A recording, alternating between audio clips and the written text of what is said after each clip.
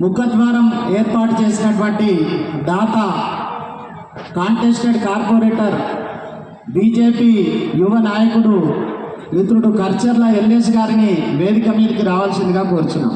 Committee members అదేవిధంగా ఈనాటి ఆత్మీయ అతిథి మహిళా వక్త దేవికా రెడ్డి గారు ఇచ్చేశారు. వారికి సాదరంగా స్వాగతం.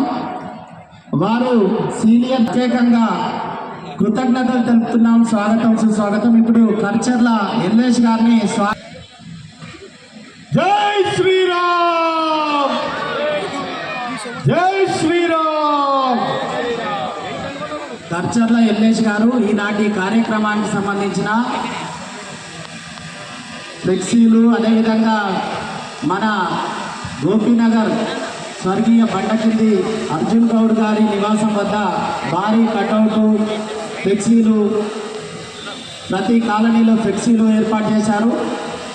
వారికి ప్రత్యేకంగా కృతజ్ఞతలు. వారిని సభను ఉద్దేశించి ఒక్క నిమిషం మాట్లాడవలసిందిగా కోరు. ఈరోజు మన హిందూ మహాసమ్మేళనం ఇక్కడ జరుపుకోవడానికి ముఖ్య కారణం, మొన్న రంజాన్ రోజున మన అంటే చెప్తున్నా ఏమనుకోదు, ఇంతమంది గోపీనగర్ అందరూ కూడా ఏ పార్టీలకు అతీతంగా ఇక్కడ అందరూ ఒకటే కారణం ఏంటంటే, అక్కడ రంజాన్ రోజున మన బీసీ హాస్టల్ దగ్గర రోడ్ వేయడానికి కొంతమంది ప్రయత్నించారు. అప్పుడు మేమందరం కూడా ఒకసారి రోడ్ వేస్తే మళ్ళా అది మనం తీసుకోలేము, వాళ్ళు ఏదో అబ్జెక్షన్ చేస్తారు. పార్టీలకు అతీతంగా ఏ పార్టీ జెండా పెట్టుకోకుండా కాషాయ జెండా వేసుకొని ఇదంతా ఏర్పాటు చేయడం జరిగింది.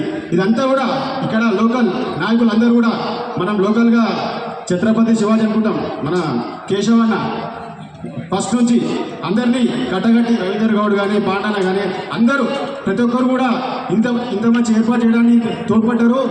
అందరూ ఈ నెక్స్ట్ మంత్లో ఇది వర్క్ స్టార్ట్ అవుతుందని చెప్పి ఈ సందర్భంగా తెలియజేస్తా ఉన్నాను. Thank you.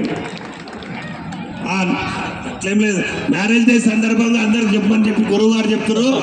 గురువు గారి ఆదేశాల ప్రకారంగా 2.5 కోట్లు శాంక్షన్ చేసుకున్నాం, టెండర్ అని చెప్పి సందర్భంగా తెలియజేస్తూ, ఈ ప్రాంత ప్రజలందరూ కూడా నిరుపేద ప్రజలు ఉండే కాలనీ వీళ్ళందరికీ కూడా సౌకర్యం ఉంటుందని చెప్పి డబుల్ స్టేర్ బిల్డింగ్ కట్టేందుకు ప్రతిపాదన ఇచ్చి మరి శాంక్షన్ చేసుకోవడం జరిగింది. దీన్ని అతి త్వరలో మనం స్టార్ట్ చేసుకుంటామని చెప్పి ఈ సభ అందరు చప్పట్లు కొట్టాలి. రాఘవ్ నాగేందర్ యాదవ్ గారికి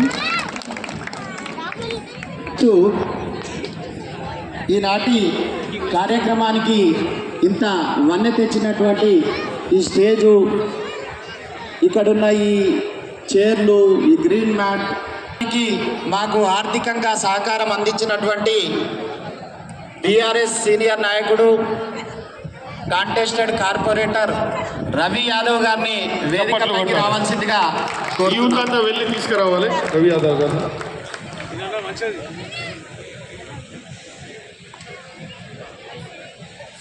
జై శ్రీరామ్. స్వామీజీ గారు అదేవిధంగా కసిరెడ్డి వెంకటరెడ్డి గారు రవి యాదవ్ గారిని సన్మానిస్తారు. దయచేసి అందరూ కరతాళ ధ్వనులతో వారిని ప్రోత్సహించాలి. ఇప్పుడు మనల్ని ఉద్దేశించి రవి యాదవ్ గారు ఒక్క నిమిషం. రంగగౌడ్ గారు పైకి రావాలి. శంఖానాదంతో కార్యక్రమాన్ని ప్రారంభించుకుంటాం. అంటే ఇప్పటి వరకు ఆల్రెడీ కార్యక్రమం నడిచింది, కానీ అధికారికంగా మనము ఇప్పుడు కార్యక్రమాన్ని మొదలు పెడుతున్నాం. జ్యోతి ప్రజ్వలనంకి దయచేసి మనం ఎవరినైతే వేదికపైకి ఆహ్వానిస్తామో వారు మాత్రమే రావాలండి. మిగిలిన వాళ్ళు అర్థం చేసుకోవాలి.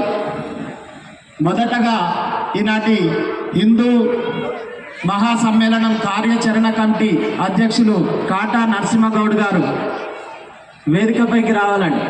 చప్పట్లు కొట్టాలి అందరూ. కార్యక్రమ స్వరూపం ఇంతకుముందు చెప్పుకున్నాం కదా. మొదట జ్యోతి ప్రజ్వలనం ఉంటుంది. పెద్దలు ఈనాటి ఆత్మీయ అతిథులు కసిరెడ్డి వెంకటరెడ్డి గారిని వేదికపైకి రావాల్సిందిగా కోరుచున్నాం. అదేవిధంగా స్వామీజీ వీరధర్మజ స్వామి వారిని వేదికపైకి తీసుకురావాల్సిందిగా కోరుచున్నాం. చప్పట్లు కొట్టాలి అందరూ. మాజీ కార్పొరేటర్ పెద్దలు రాగం నాగేందర్ యాదవ్ గారిని, అదేవిధంగా కాంటెస్టెడ్ కార్పొరేటర్లు పర్చర్ల ఎల్లేష్ గారు, రవి యాదవ్ గారు, బీజేపీ రాష్ట్ర నాయకులు కసిరెడ్డి భాస్కర్ రెడ్డి గారు, అదేవిధంగా ఈ కార్యాచరణ కమిటీ ప్రముఖులు రవీందర్ రెడ్డి గారు, సలహాదారులు పూజల ప్రభాకర్ గారు, గోవర్ధన్ గౌడ్ గారు.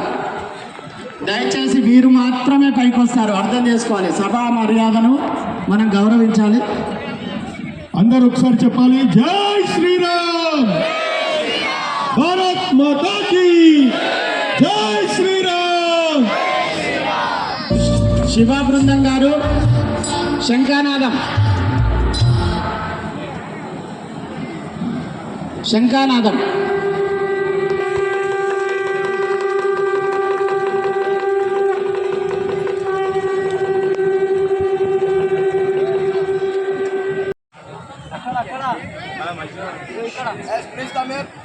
చిన్నపిల్లలు ఇంకెవరన్నా ఉంటే పైకి వచ్చేయండి, వాళ్ళ స్థానాల్లో పెద్దలు కూర్చుంటారు.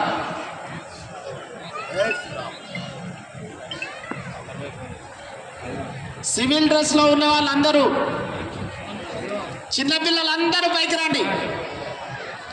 స్వామీజీ గారి సూచన.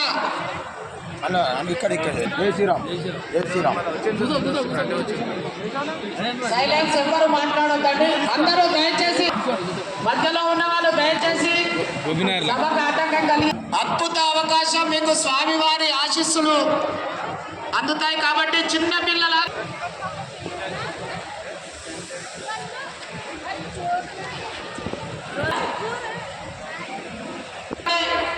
పిల్లలందరూ పైకి వచ్చారు. దాదాపు 100 మంది పిల్లలు పైకి వచ్చారు. 100 సీట్లు కాలేని, అందరూ కూర్చోవాలి. బయట ఉన్నటువంటి హిందూ మిత్రులంతా లోపలికి రావాలి. అక్కడ గేట్ దగ్గర ఉన్నటువంటి వారు వచ్చి ఇక్కడ